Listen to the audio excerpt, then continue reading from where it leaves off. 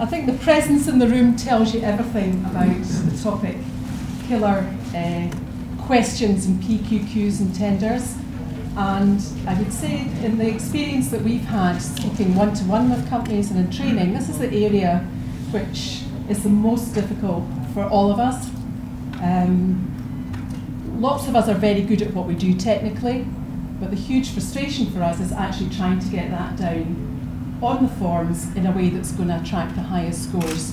And this is where some of the techniques that I'm going to cover very quickly, hopefully be cantering through these in the next 30 minutes, just to think a little bit about how to edge forward a bit in your questions so that getting an average score, maybe a 2 or a 3 out of 4 or 5, actually isn't good enough. And the people who win the tenders are the ones who get the 4 out of 4 or the 5 out of 5.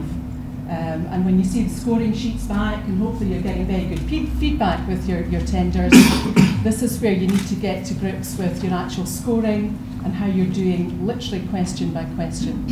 And thankfully the public sector is becoming more amenable in that respect in terms of giving better feedback and more detailed feedback as well.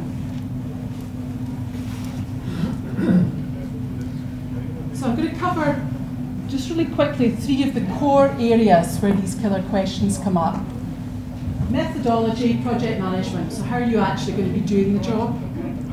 Quality management and performance, again, absolutely critical. Public sector is very risk averse. They want to be pinning us down to certain standards.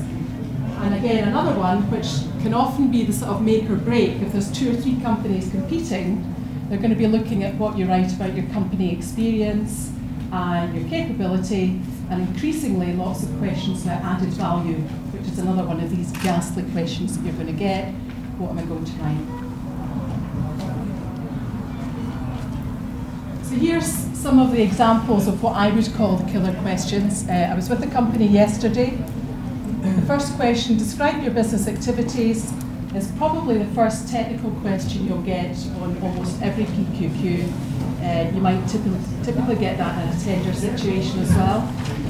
This company had written 4 bullet points, and that was describe their business activities. I'll cover shortly what I would have expected to see that answer. Outline your organisation's experience of similar projects. Again, very open question. Quite often you don't get any guidance as to how much or how little to write. Describe your technical and management approach to the project. Again, it might be in a very small box in the form, and there's maybe really hardly any guidance whatsoever on how much to write and what topics to cover.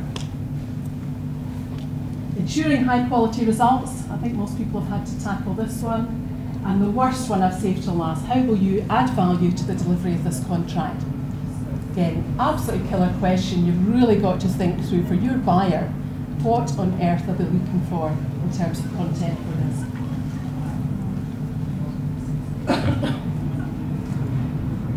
In general, these are the sort of things that we would pick up when we're going through tenders.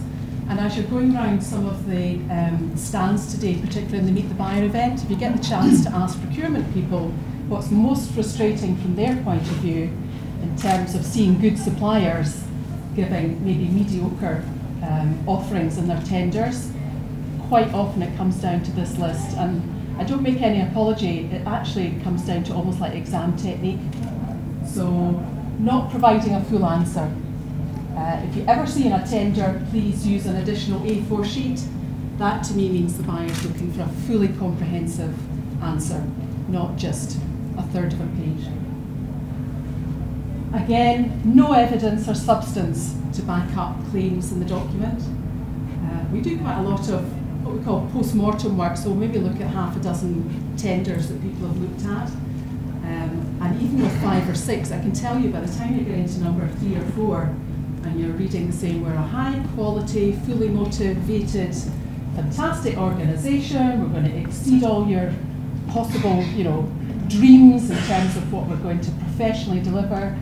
And someone's actually sitting with these texts ready to give you marks.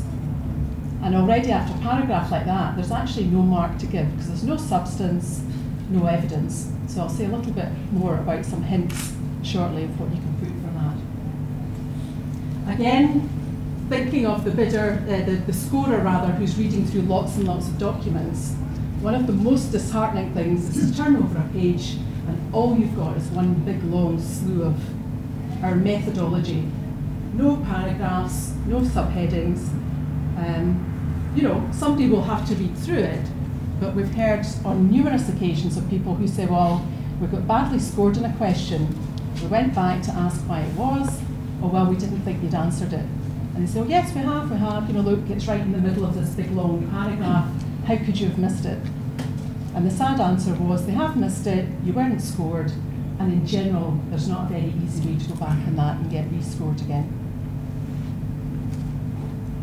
Similar sort of thing really is muddled content, so not well organised. Quite often these questions come in maybe 2 or 3 parts. It's a bit like my son's just finished his hires, and I know going through the past papers, like exam technique, here's the question, 1 sentence with 3 different parts, your answer absolutely must follow through those 3 parts, because that's where the marks are allocated and the scorer's waiting with the points, if it's a 20-point question, how to actually put those through. And then not reflecting the buyer's needs. And for any of you that bid a lot and you're sort of, you know, tending to use the same answer for lots of the typical questions, just be aware, because it doesn't take long to go in and just adapt the question, make a reference to the context of the work, and the person reading it knows that you've written it for their particular problem or their requirement. Buyers don't like to sit through saying, oh, here's another intend bid, haha, same as the last time. You know, they've not even made the effort to adapt it at all. One of the things we do in the training, even at the sort of beginner's level as well, is talk about planned answers. And it's one thing I would encourage you to do for these sort of slightly bigger open questions, is literally to sit down, maybe with your team as well. Don't plunge into the form, especially electronic ones. It's very easy just to get going on it. So sit down and address these 4 areas. What's the buyer concerned about when they're asking the question? What do you think they're worried about, the risk to the project? What are the elements? So again, going back to the idea of the subheadings, how am I going to arrange my content? I'm going to have a little list of bullet points maybe for the content I'm going to have. Where, anywhere, can I put in a diagram or a table rather than lots and lots of text? And that, more than anything else, is going to make your document clearer, it's going to make it easier to read, and it's going to, for the scorer, more easy for them to see that you've actually answered it. Again, any evidence, so not just here's what we do, here's some statistics, results relating to the answer. And then again, why are we going to do this better than anybody else? And some people put that at the beginning of a document, but they forget to include it in every question that you come up against. If it's methodology, something to do about performance, your KPIs, always bring in something and say, well, here's an example of how we think we do it better than others. So methodology, the first of these 3 areas. I think the main message for me in these kind of sections is think about the diagrams and pictures, get that sorted out, and then when you're moving on to do the text, you're actually not falling into this trap of filling up pages and pages of documents. You're going to be asked for a number of areas where I think some diagrams might be helpful. So these are the sort of 4 typically that we would be looking at. And I'll just run through these one by one and give you some examples of the types of diagrams that we've used with clients. Some of these I think are actually useful. I use them at the stage when I'm reading through the tender documents. So depending on what sector you work in, I mean, it could be a construction project, it might be maybe social care doesn't fit particularly with these linear models, but sit down with your team and say, right, what are the different stages in terms of how we're going to deliver this work? Almost every project starts with a mobilisation stage. Mobilisation, what's the input? Well, it's the spec from the client, it might be a handover from a previous incumbent. Then you've got the stage where you're doing the mobilisation, and the output might be, I don't know, an agreed work plan, and so on, and show that you have an understanding to the client. of the organisation of the work and the inputs and the outputs at each stage.